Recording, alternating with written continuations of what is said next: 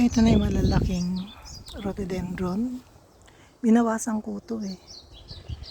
Kaya kukunti na lang yung bulaklak niya. Pero tutubo pa rin yan. No? Ito yung station ng robot. Mamayang hapon pa yan, alauna. Tapos, yan puro rhododendron sa likod, tsaka berries. Daanan ko yan, pero lilinisin ko pa. Itong star magnolia, tapos na. At saka yung malaking magnolia, tapos na rin. So, ngayon ang attraction, itong white rhododendron. Apat yan, sabay-sabay sila. Tapos nagtanim din ako ng maliliit. Pero, ano ba yan? Maliit pa, kaya hindi ganong makita. So, ito yung full bloom na siya. 1 week yan, tapos na. Kasi, nakatutok sa araw. No? So, ganyan siya kaganda. Mauna, pink muna ng konti. Light pink o kaya dark pink. Tapos magiging light. And then magiging white. Tapos yung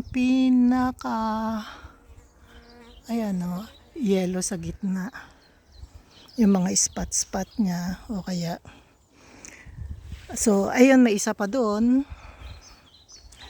Kasi noon to, walang katanim-tanim dito, kaya ang rhododendron dito ko tinanim. Hindi ko maalam na lalaki ng ganyang kalaki. So ito na yung azalea. Siguro next week mamumulaklak na yan. Sunday ngayon eh. Ito pagkatapos ng puti, ito kaagad ang susunod, purple. No? Bubaba na nga eh, ayan no. Siguro tatanggalin ko yan, yung part na yan. Gusto ko kasi ma-expose ng konti yung pangalan nito. Yung stone wall, ayan o. Naglinis nga ako kanina. Ito azalea din to. Ito yung red-orange. Pero matagal pa yan. Yan ang last pagkatapos ng mga rhododendron. Yung rhododendron na yan sumusunod na.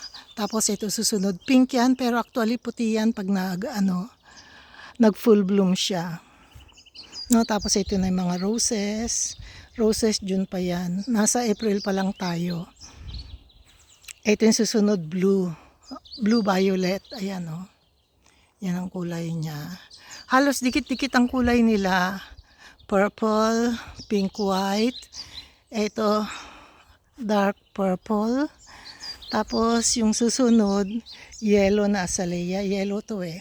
Ganyan lang itsura niya, pero pag bumuka yan, ayan o, nakita nyo? Yellow na siya. Ito medyo red pa, pero ito yellow na. Tapos, ang susunod, yung yellow na rhododendron. Ang hirap alagaan yan, maski anong gawin ko, ganyan talaga lang siya. Slow grower, no? Napaka hinhin, napakabagal. Hindi kagaya nitong iba, rubos, ang lalaki ng bulaklak. Ito maliit talaga kasi hybrid yan eh. Ito mga roses, ito yung crocosmia lucifer. May mga lilies, ayan o yung giant lilies. Ginawang ko kanina ng space. Ano tawag dito? Mga roses pa rin to. Ito, hindi kalendula, campanula. Ito tapos na. Tapos susunod, Weigelia. Weigelia sa German, Weigelia sa English. Tapos ito na siya. Ito ang susunod na malaking attraction sa garden. Itong snowballs. Namamatay na nga ito. 2 puno na tinanggal ko dyan eh. O 2 malalaking sanga. Kasi ano siya, bumababa siya. Masyado siyang mabigat. So pagkatapos niyang mamulaklak, ayan o. Ganyan talagang umpisa niyan. Yellow-green. Pagkatapos mamumuti siya na malalaki. No? So balik muna tayo dito. Ito na yung mga allium. Allium yan. Yan yung maliliit na allium. Ewan ko kung lalaki pa yan. Itong nasa likod malalaki, itong nasa harap maliliit. Tapos ito na yung Rosarium Utterson ko. And ng May yan to June. 2 times yan. Pero pag namulaklak, bagyo. Ang dami-dami, no? Ito naman yung azalea na kulay orange. Red ang itsura niyan, pero pag bumuka, orange. Orange na orange. Ito naman, yan yung mabagong rose eh. Yan yung ginagawang perfume. Rose de Ritz. Yan, Cordes Rose. Bagong tanim lang yan. Last year ko lang yan tinanim. No? Lantanang binili ko eh. Kung kilala ko yung rose, sabi ko, iuwi ko, alagaan kita. So, ito na siya. Ang ganda nito pag namulaklak. Ang ganda-ganda. Sabay-sabay sila. Kasabay yan ng rhododendron, kasabay ng snowballs, kasabay ng yellow azalea. Ayan o, yellow to pag bumuka. Iba rin na pagka-yellow nito, lemon yellow to, yung isa, light yellow talaga. So, ayan, ang dami din niyang bulaklak. Ayan o. Yung nasa likod, orange din yon. Tapos ito mga roses. Ito lilies. So, ito yung pangatlong white rose. So, kumupulsa nito, 1 week na lang to, tapos na. Ito yung holly. Variegated yung dahon at saka yung color. Ito siya, oh. Diba ang ganda? 1 taon na ko yan hinihintay. Pero hindi na ninalagaan, low maintenance. Basta putol na lang ako ng putol sa ilalim. Kasi mga roses nasa ilalim yan eh. Yung iba hindi na nga tumutubo eh. Kasi natabunan na. Ayan o, hindi ko naputol. So kayaan ko na lang. Pagkatapos nito, ito na susunod. Itong violet. Purple violet. Ayan o. May show of color na siya. Ayan o. Yan ang susunod, rhododendron. Ewan ko anong variety niyan, basta kulay lang ang ano. Kasi ang tagal na niya mga bulaklak na yan, 24 years ago ko pa tinanim. Ang liliit niya, nang mura-mura ko lang nung binili, ang liliit na paso. Baka ditong garden na to, nung natapos na landscape, ayaw kong pataniman, gusto ko magtatanim. So at that time, yung mga rhododendron na nabili ko, hindi gaanong magagandang kulay. Pero okay lang, maliliit, mura lang siya. Ayaw ni Habi ng maliliit na halaman, gusto niya malalaki. Sabi ko, pag malalaki, sobrang laki pag lumaki. Pag maliliit, nababantayan nating lumalaki. So ayan, 24 years na yan. Ang liliit niyan. Nung binili ko yan, ano lang siya, 3 lang. Ayan, ito, itong grupong to. Yan, 3 bulaklak lang. Ganyan lang siya kaliit. So, mo 24 years na, ganyan na siya kalaki. Ayan, laki-laki oh. Sa park, ang gaganda niyan. Kaya, ang dating niyan, parang park na rin kasi ang lalaki eh. No, lalo pag lumabas na yung snowballs, ang lalaki. Tapos, kaya ko tinanim tong lilacs na to. Kasi itong napakabangong bulaklak. Kaya ang bango-bango dito sa garden ngayon. Kasi itong lilacs na to, ayan o, nasa daanan ko. Kita nyo? Nasa pathways ko. Ayan o. Kaya dyan ko tinanim. Kasi pag dumadaan ako, naamoy ko. Ito naman Rosarium Uttersen. Yun yung pangatlong rose, 1, 2, 3. Ito yung pang-4. Ayan, wala na akong magpagtaniman. Kaya dyan ko sa likod tinanim. Tapos ito yung dark na rhododendron. Nag-umpisa na rin. Dark talaga yan. Dark na dark. Ito naman, light na light. Mag-umpisa sa pink. Tapos magiging white. Tapos magiging yellow. Light yellow. Very, very light. So, contrast na contrast dyan. Hindi lang yan ang rhododendron ko. Ang dami ko pa dito sa likod. Ayan o. Ang laki kaya ng garden. Kaya puro rhododendron. Yan ang gusto ni Habi. Rhododendron. Kaya puro rhododendron ang tanim ko. Ayan siya o. Dami-dami. Last year ang daming bulaklak. So this year siguro tahimik muna siya. Mayroon siyang pa isa-isa. Ayan o. Puro rhododendron lahat to. Itong nasa likod. Yung iba na bulaklak na. Ayan o. Grabe na una na siya. Ayan o. So puro rhododendron to. Ito naman yung raised bed ko. Ewan ko kung mga nakatanim dyan. Garlic, carrots, at saka mga peas, at saka potatoes. No? So, bihira ako pumunta rito. Natutubigan naman to maski pa paano. Ayan, ang kulay nito purple. Itong nasa tapat niya purple din. Tapos yung iba dark purple at saka pink. So, hindi lang yan. Meron pa dito. Ayan na, may rhododendron pa dyan. Ayan. Tsaka meron pa doon. Itong japonica patapos na. Tapos ayan yung bago kong bago kong composter. Tsaka ito yung luma kong composter na dati ko nang ginagamit. Ngayon, pang garden waste na lang yan. Ito, pang kitchen waste.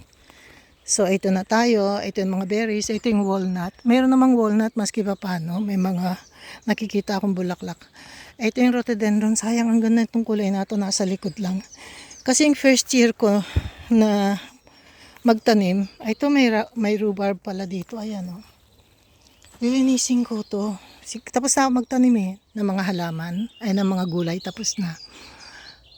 Tapos ito mga blackberries. Ito currant, red currant. Tapos sa likod puro blueberries. Pero hindi ko na nakukuha kasi kinakain ng ibon yung mga bunga at saka gooseberries. So, ganito kaganda